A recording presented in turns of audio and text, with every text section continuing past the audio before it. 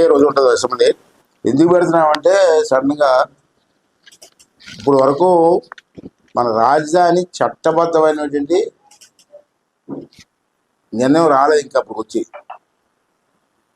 అమరావతి రాజధాని ఉన్నాం కానీ చట్టపరంగా లేదు. ఇప్పటి నుంచే ట్రై చేస్తున్నాం. ఇప్పుడు కేంద్ర ప్రభుత్వం కూడా అమరావతి ఒప్పుకుంటారు. ఒప్పుకోవడం కాదు కావాల్సింది పార్లమెంట్లో బిల్లు పాస్ అవ్వాలి. అంటే రేపు 4వ తారీఖు వరకు పార్లమెంట్ ఉంది. ఇప్పుడు ప్రధానమంత్రి గారు అంత కూర్చొని మాట్లాడుకొని చట్టబద్ధం చేద్దాం, డిలే చేయడం ఎందుకు అని చెప్పి ఒక నిర్ణయం తీసుకున్నారు. అంటే మాకు ఫోన్ వచ్చింది 2 రోజుల క్రితం. అసెంబ్లీలో తీర్మానం చేసి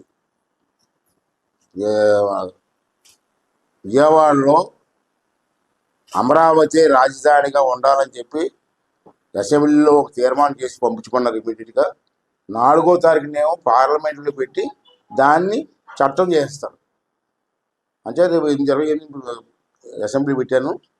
28 అసెంబ్లీ ఉదయం 11 గంటలకు స్టార్ట్ అవుతుంది, సాయంత్రం వరకు జరుగుతుంది. ఆ టైంలో అమరావతి రాజధాని కావాలని చెప్పి చర్చ జరుగుతుంది.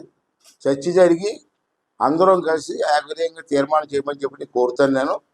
అప్పుడు అందరం కలిసి తీర్మానం చేస్తారు. తీర్మానం చేస్తే తీర్మానం కాకపోతే నేను పార్లమెంట్ పంపిస్తాను.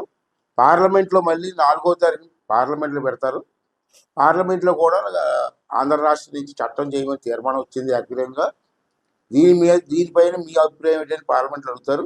పార్లమెంట్లో కూడా అందరూ కూడా మనకే మెజారిటీ ఉంది కాబట్టి అందరూ ఆమోదిస్తారు. అది చట్టపరం అయిపోతుంది.